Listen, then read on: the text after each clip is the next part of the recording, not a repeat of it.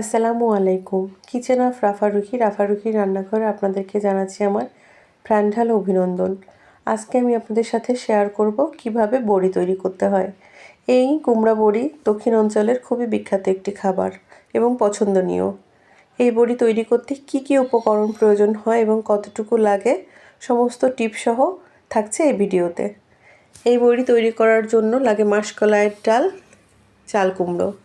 অনেকে এটা পেঁপে দিয়ে, কেউ কচু বাটা দিয়ে ওই বড়িটা তৈরি করে থাকেন। এখানে আমি নিয়ে নিয়েছি 1 কেজি পরিমাণ মাসকলাইয়ের ডাল।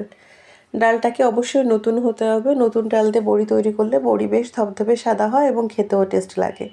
এবং আরও লাগবে খুব পাকা চাল কুমড়ো।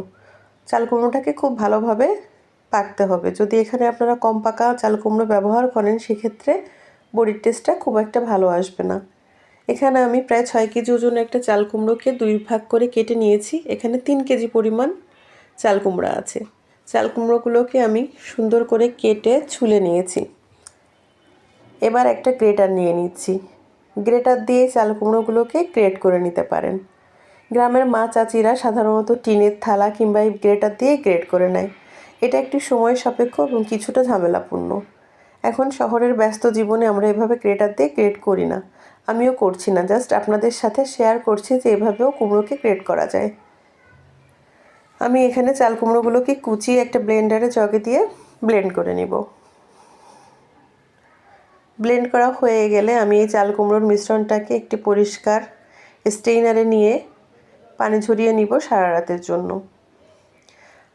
ডালগুলোকে আপনারা কমপক্ষে 6 থেকে 7 ঘন্টা ভিজিয়ে রাখবেন।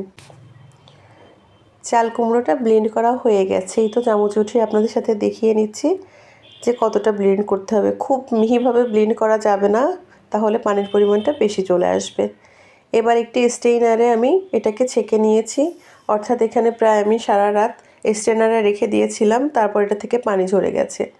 এবার আমি যে ডালটা ব্লেন্ডারে ব্লেন্ড করেছি সেই ডালের উপরে এই কুমড়োগুলোকে দিয়ে দেব। ডালটা পাটায় বাটলে বেশি ভালো হয়। আমার কাছে যেহেতু বেশি ওয়াটের ব্লেন্ডার আছে তাই আমি ব্লেন্ডারেই বেটে নিয়েছি। তবে বেশিরভাগ মানুষই পাটায় বেটে এটা তৈরি করেন। যাই হোক, এবার সেই কুমড়া এবং ডালের সাথে আমি কিছুটা পরিমাণ মতো লবণ দিয়ে দিব। লবণ দিয়ে কুমড়া এবং এই ডালের মিশ্রণটাকে খুব ভালোভাবে মাখাতে হবে। এখানে আপনি যত বেশি মাখানো বা ফেটিয়ে নেবেন তত বেশি বড়িগুলো ভালো হবে। অনেকে এখানে জিরার গুঁড়োও ব্যবহার করেন। এখানে জিরার গুঁড়ো দিলে বড়িগুলো খুব একটা সাদা হয় না, তাই আমি জিরার গুঁড়ো ব্যবহার করিনি, তবে জিরা দিলে টেস্টটাও ভালো আসে। এবার আমি সেই কুমড়া বড়ি তৈরি করার জন্য মিশ্রণটাকে খুব ভালোভাবে মাখিয়ে নিয়েছি এবং মিশ্রণটাকে আমি চেক করে দেখছি। একটা বাটিতে বেশ কিছুটা পানি নিয়ে কুমড়া এবং ডালের মিশ্রণটাকে ভাসিয়ে দেখছি। যখন দেখছি 2 ভাগ পানিতে ভেসে আছে এবং 1 ভাগ পানিতে ডুবে গেছে, বুঝে নিতে হবে সেই পর্যায়ে মিশ্রণটা বড়ি তৈরি করার জন্য পারফেক্ট। এখন আমরা ছাদে গিয়ে পর্যাপ্ত রোদে 3 বোন মিলে বড়িগুলো আস্তে আস্তে দিয়ে নিচ্ছি। এখানে আমি একটি মশারির কাপড়ের উপরে বড়িটা দিয়েছি। কাপড়টাকে আমি আগের দিন রাতে পরিষ্কার করে ধুয়ে রেখে দিয়েছিলাম। বড়িগুলো দেওয়া হয়ে গেছে। এই বড়িটা শুকাতে পর্যাপ্ত রোদ পেলে সর্বোচ্চ 2 দিন সময় লাগবে। বড়িটা শুকিয়ে গেলে এটা কাপড় থেকে উঠিয়ে একটা এয়ারটাইট বক্সে করে অনেক দিন সংরক্ষণ করা যায় এবং সারা বছর খাওয়া যায়। মাঝে মধ্যে বড়িটা রোদে দিলে ভালো হয়। এভাবে কুমড়ো বড়ি তৈরি করে আপনারা বাসায় খেতে পারেন। কুমড়ো বড়ি সব কিছুর সাথেই ভালো লাগে। আমার এই বড়ি বানানোর প্রক্রিয়া যদি আপনাদের ভালো লেগে থাকে, প্লিজ আমার চ্যানেলটিকে সাবস্ক্রাইব করে দিবেন, লাইক, কমেন্ট, শেয়ার করে আমার পাশে থাকবেন। আসসালামু আলাইকুম।